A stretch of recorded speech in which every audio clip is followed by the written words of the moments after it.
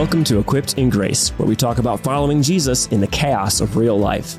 I'm Vinny Pizarski, and if you've ever wondered how to bring your Sunday faith into your Monday meetings, your parenting, your relationships, or just your everyday mess, then this podcast is for you. So let's get outside of the church pew and get equipped for discipleship in the wild world in which we live. One of the wildest things I think anyone can do in this life is try to raise a family. There are no shortage of twists and turns and attempts to navigate everyone's personality as they blend and clash all at the same time. Add to this trying to raise a family to follow the Lord, and you have quite the crucible on your hands. With that in mind, we have with us on the show today Debbie Reddick, who is a longtime member of Grace Church here in Ohio and the mother of 8 children and now grandmother to 27 grandchildren. She's going to share with us some of the things she wrestled with as a mom and the lessons of faith she learned in a roundabout way from her own kids. Before we dive into that, though, Debbie, I do want to ask one question, partially out of selfish interest, as a new dad with a relatively full schedule. What were some of the go-to meals in the Reddick home when the night is crazy, people are coming home from various activities, and you don't have a lot of time to prepare food for everyone? What did you do? Yeah, so probably the biggest one that everybody liked and easiest is spaghetti. Yes. For sure. But I mean, there was a lot of meals with rice and pasta because it stretches and fills people up pretty well. This is true. Yeah. It makes lots of leftovers. Yes. With that many people, we had to do a lot of that kind of stuff. So Chinese stuff would make a lot of that. Yeah. We can't, for some reason, every time I'm the stir fry maker in our house. And every time I make stir fry, I make more with the intention of more leftovers. Right. And there are never more leftovers, if there are any at all. But beer, chili, and pasta, you're absolutely right. Those just last for days. Oh, we do a lot of chili mac. Oh, yes. So, yeah. That's fantastic. Well, thank you for that. And hopefully there are other new parents out there going, oh, yeah. Spaghetti, the safe bet always. So then, you wrote something in our church devotional that I found rather interesting and very relatable. And at this point in the story for you, you have 5 kids, which is still a tall order. And just describe that season of life for us, what was going on, and you were looking to God for some answers. Kind of flesh that out for us. So, I mean, there were, at that time, there might have been one in school. The others were not. We used cloth diapers. So because we had to stretch our dollars. And so, I mean, there was just a lot of work with that, doing what we could to make ends meet with my husband working, supporting all of us. And I was a stay-at-home mom. But just a lot of busyness, feeding people, changing diapers, potty training, just all the things. And I did most of the grocery shopping during the day while my husband was at work and the kids were with me. And so it would be all of them in tow and trying to do all those things with all 5 of them. Dear goodness. So how old is the oldest at this point? So at that point, the oldest would have been 7. All right. So, yeah. Yeah. So you're definitely in the thick of it. So 7 through probably still riding in the cart with you at best, I imagine. Yeah. Oh my. And so life is busy and doesn't lack for questions and things we have to rely on God for, no matter what the situation is.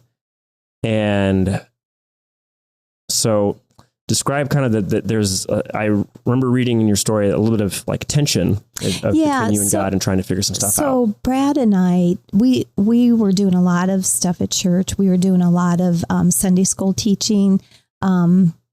We did, I'm trying to think if at that time we had a Wednesday evening program that we were helping with. But I mean, life was just busy, and then trying to be able to do Sunday school lessons. And our Sundays typically consisted of going to early service, and then we had Sunday school hour between first and second service. So we would teach Sunday school at that time. On Saturday night, I would have a nice meal prepped for Sunday at lunch that would be in the oven ready for when we came home. And then once we ate, we'd put whoever down for naps. The kids would, do their thing. And then Brad and I would start prepping supper to take down to family an hour south. And we would head down to Findlay just about every Sunday and eat dinner with my family and head back up late Sunday night. So that was our Sunday. But my big thing was with having, being home, taking care of young kids. And I did a lot of babysitting as well, feeling like I was making a difference. I mean, I know Sunday morning, teaching Sunday school, sometimes you felt like, well, maybe I'm making a difference in somebody's life there. But I would often think, God, is there more for me to be doing right now? How can I serve you better? And, I just felt a little bit stifled, I guess I would say. Yeah. Being home and doing that. And I know that there was one time, and this was after this whole grocery cart incident, that my Brad traveled. I was babysitting a number of other kids. At that time we had 6, but I had taken care of the kids, gotten them in bed, got everything cleaned up and picked up for the next day, went to bed and was reading my Bible. And I was really struggling with, Lord, do you really understand what it's like to be a busy mom? All I did was change diapers and feed people and clean up spills and, help pick up toys and just all of those things. And I was like, I want to make a difference. And as I was reading the account of Jesus teaching to multitudes, had no meal. And he told his disciples, let's get in the boat and go to the other side. And by the time they got there, the people had followed around and they were there, all waiting for him again, just like it was going to be for me in the morning again. And I thought, maybe you do understand. That was another very teachable moment. It was like, yeah, you think I don't understand? Read this, Yeah. And so that really hit me, that what I felt God had impressed on me at that point is you've got 5 little or 6 little disciples in your midst right now. And you have, your impact is on them.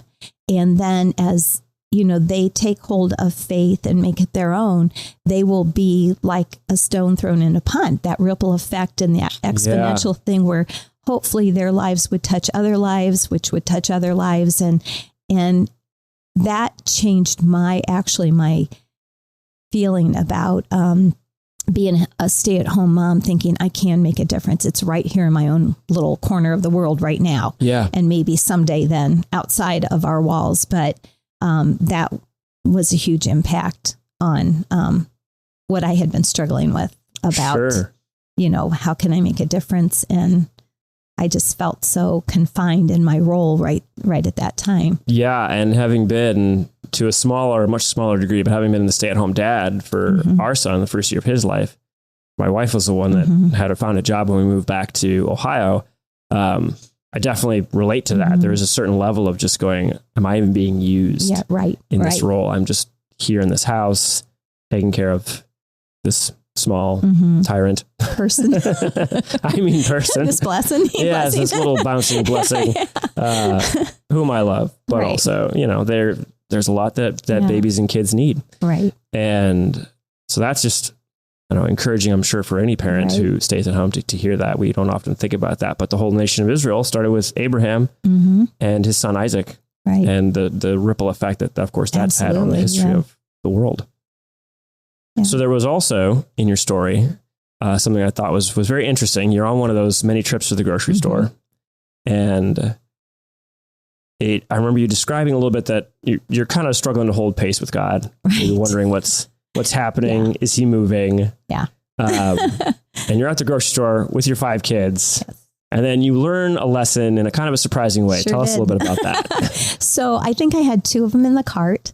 3 were following along, and it wasn't that they were running around or anything like that, but, I'm filling the cart with groceries, and I knew what we needed. I was trying to just be very efficient, get our things and get out of there, probably heading into nap time. Who knows? I don't remember that part. But so the 3 that were outside of the cart, they were kind of started walking in front of the cart, and we were going, I think they thought we were going to go up and down each aisle. So they kind of start heading down an aisle. And I'm like, no, guys, come back here. We're not going to go down that one. And so then they head down the next one. And this had happened a couple of times. And I finally stopped and said, you know what? If you get behind me, get behind the cart, you'll know where I'm going. And just as I said that, God very clearly spoke in my head and said, Debbie, that's what I've been trying to tell you. If you would let me lead and direct you where I want you to go, what I want you to be doing, where you're going to be ministering, as far as in my own home at that time, plus, teaching Sunday school, you will know where I'm leading you. And I just needed to be a follower. And I think I personally, and I'm sure there are others out there that feel like sometimes we have a better idea of how things should go. And I've never done that. Yeah.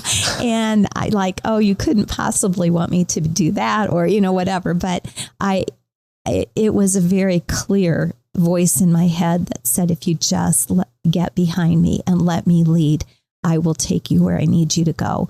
And in that, when we follow what God directs us to, sometimes we might think, you don't really want me to do that, do you? But we find great satisfaction. And when we follow his lead and are obedient to where he directs, we get so blessed. I think sometimes the blessing isn't so much for the other person that might be involved that we're trying to serve or, whatever, but we get blessed by just doing what he shows us to do and what he calls us to do.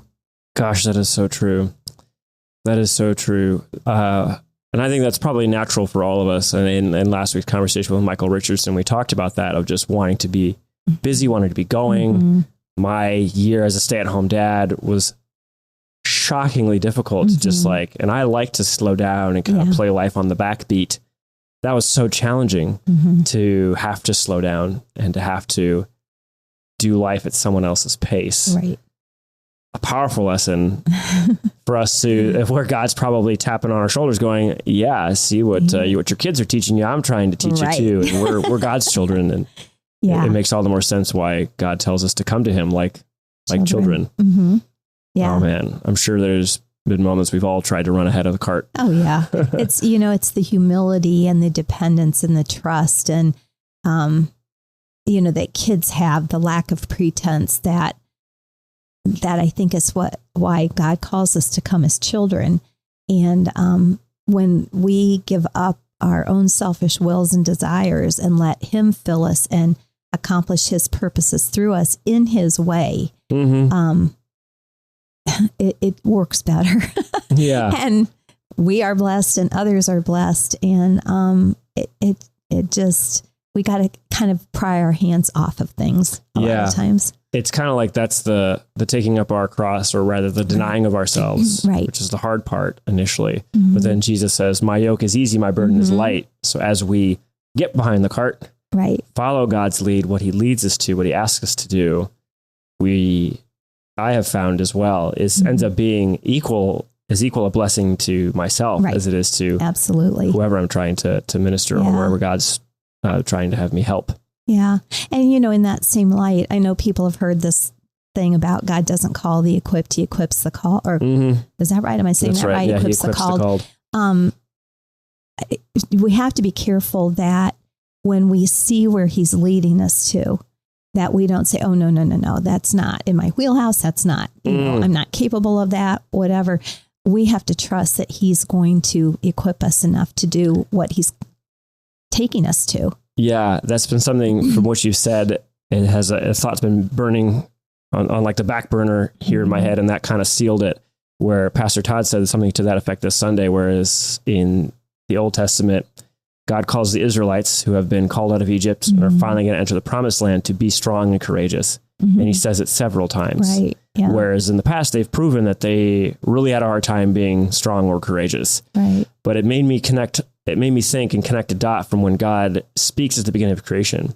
When he calls there to be light, Yeah. It's there. Mm. When he says that the land and the water should separate, it happens. When God speaks, he's equipping whatever is going to happen to happen. He said, let there be light, and there was light. So when he says, I'm going to ask you to go and do this, he's going to equip you to do that. Right. If you step into it, it will happen. Yeah. So that's encouraging to hear, and to hear like it's scary up front, but there is often a blessing on the other side of it.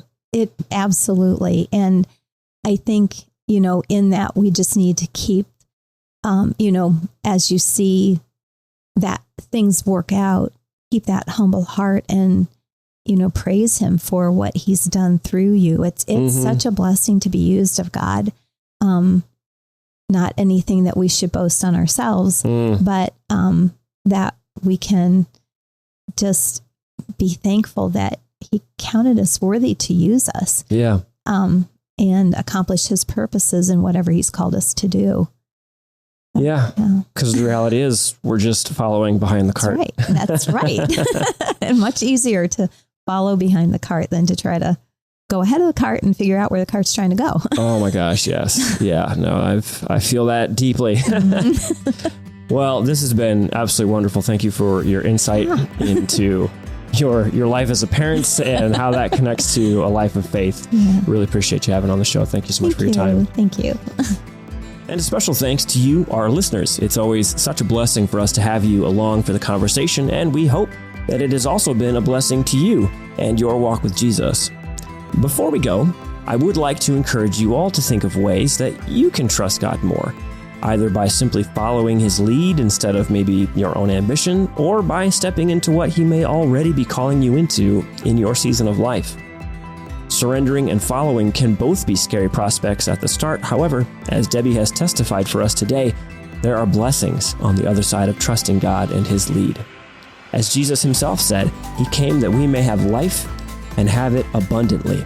So let's trust him and dive into that life together. Well, that's all for this episode of Equipped in Grace, but we'll be back next week with another episode at 8 a.m. Eastern Time. If you'd like to be notified of our latest episodes, then be sure to follow or subscribe to this show on the podcast app of your choice. Until next time, may the Lord bless you and keep you. Bye-bye.